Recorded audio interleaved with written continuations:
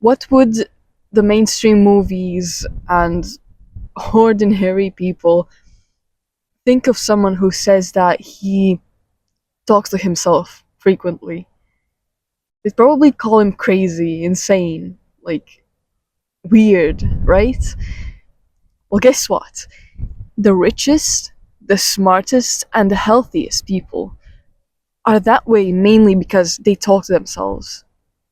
They have the ability to be introspective. They're not scared of making conversation in their head. It doesn't mean that you have a full blown discussion with yourself wherever you are, just talking to yourself out loud, though it can, but now that is a bit weird because you're not aware of the social norms and respectful of other people's, I guess, space.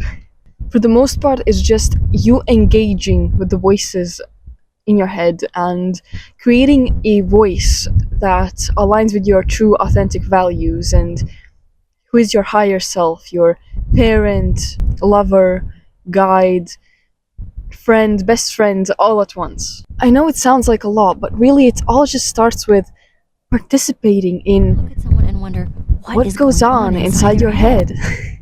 Creating and being an active voice. You know how you're supposed to think before you speak, right? And doing the same when you're speaking with yourself in your head, thinking before you think things out loud. I know it sounds weird and a bit difficult, but you can actually practice it in pretty practical ways. You don't just have to find the philosophy that works for you. Oh, yes, I can finally do it now. There are two main ways. The first of them, which is the most practical, is journaling. You literally just take a piece of paper or whatever to write in, and you start. You just start writing down what happens in your thoughts. It can literally be starting with, I don't know what to write about, or this is stupid, this is not gonna work, I don't know why I need to do this. Even things like that. Or you can ask yourself a question like, what worries me at the moment? And try and journal on that one. Just anything. Write whatever comes in your head first. And writing will slow your thoughts down so that you have the time to actually process it and reflect on them with a more rational mindset instead of it just being a constant, fast, rapid flow of thoughts.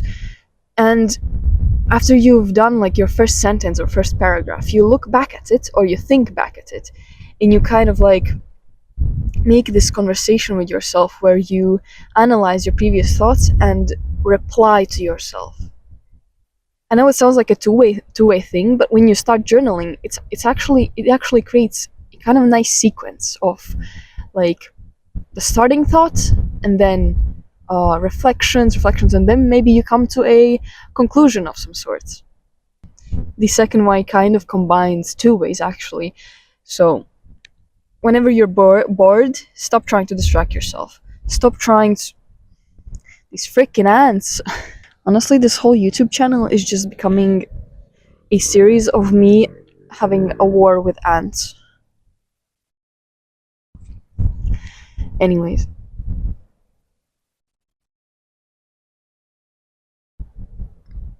Bro. I'm starting to consider recording videos in the forest. Like, I once saw, like, I don't know how it's called in English, but a child deer literally passed right next to me because it did not hear me. I wouldn't be surprised if there are some wolves or something like watching me right now. Anyways, stop trying to distract yourself because it numbs your brain. It's like the opposite of going to the gym, right? You need to practice. You need to actually think to be able to think and introspect and use your mind, but instead you're just completely numbing it and like pushing it away and distracting yourself from it. It's escapism. It's literally escapism. You're completely avoiding yourself in your life and your thoughts.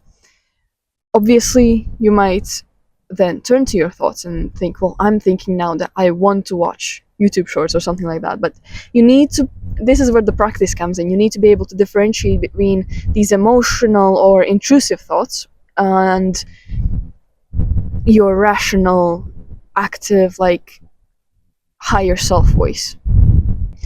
Instead, this is like, I guess, the second way that goes into this.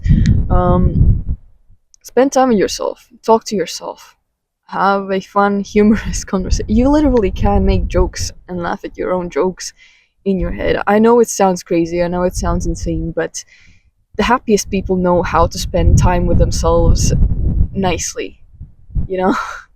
To spend quality time with themselves. Figure out what you want to do. Maybe you want to practice a new thing. Not practice, oh my god. Start, like, try out a new thing. There we go. Practice sounds way too harsh. Way too productive. Come on, let's just try out something. Let's try drawing something. Let's try going out on a walk for 5 minutes. Things like that. Figure out what you want to do. Like, maybe you want to look up different events that are happening nearby or talk to a friend, you know? Learn to listen to yourself and what you want, and then spend time with yourself, essentially.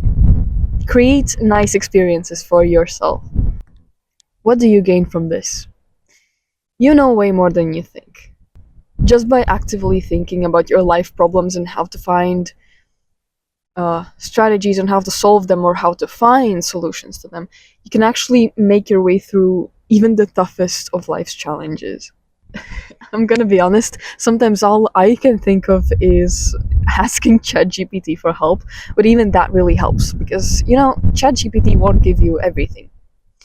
It's just gonna inspire you to then move on to thinking about the next steps. And even starting that, even just asking ChatGPT for help, is a big step, and you need to still be able to think to come to that conclusion, you know? Otherwise, you're just moving through life in autopilot, not solving anything.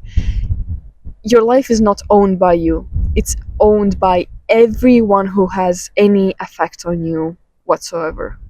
But the best part for when you're thinking and solving your own problems is that you can actually make them entirely personalized to you. How many times have you asked a friend for advice and they've given you like advice or strategies to take, and you're like, well, I'm not this kind of person, I can't do it, or I'm not strong enough to do this? Well, guess what? You know yourself best. You in your head can figure out compromises and strategies which you actually can do, and outcomes which do satisfy you. And you can motivate yourself to actually get to it and solve your life's problems. Whatever pep talk you need, give yourself that.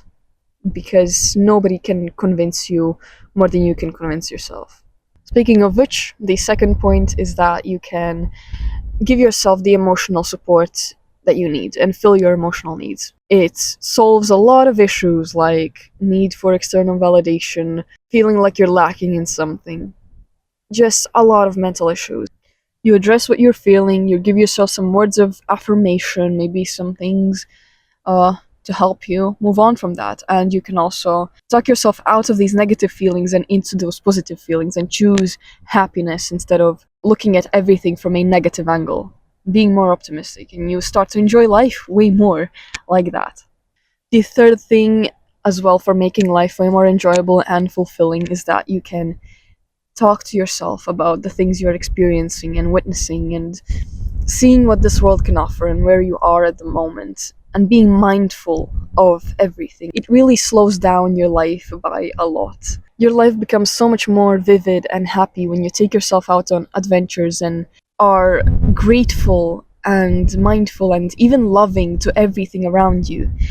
And you can't just do that by suddenly feeling like it. No, you need to talk yourself into it. You need to talk yourself into that feeling, or rather into how you can achieve that feeling. You know, if you're walking through a forest and you're just moving mindlessly, you're missing so many things that you could appreciate and love about this world, like the smell of the trees, or I don't know, how green everything looks.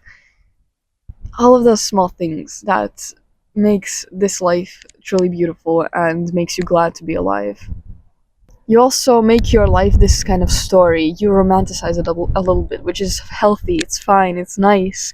You start feeling like you actually own your life and you are the author of it, not you take responsibility of it, which is great.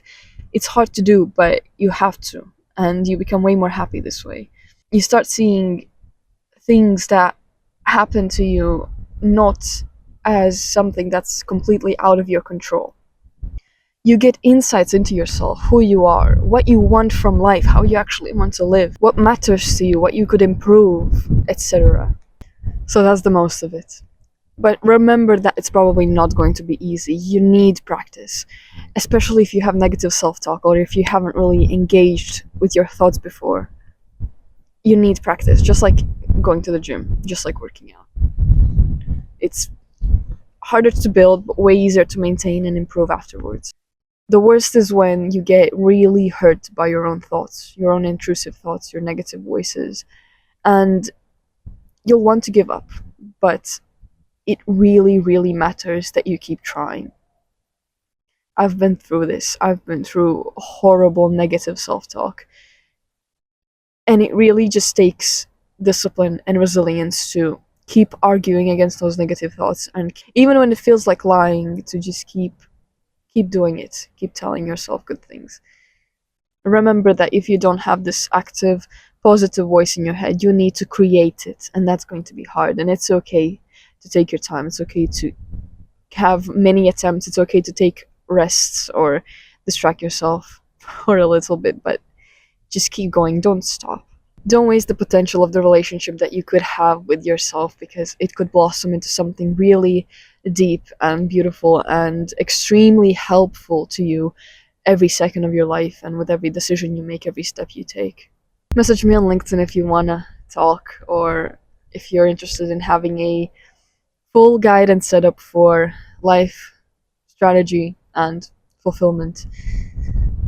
And success. And, bro, go and apply what you learned. The thing about forests, bro, you come here, you look at the ground to see if there are no, like, crowds of ants. No, there are literally none. And then you spend like 10 minutes here, and there's suddenly just a swarm attacking you. And you'll want to give up. But what really matters is show that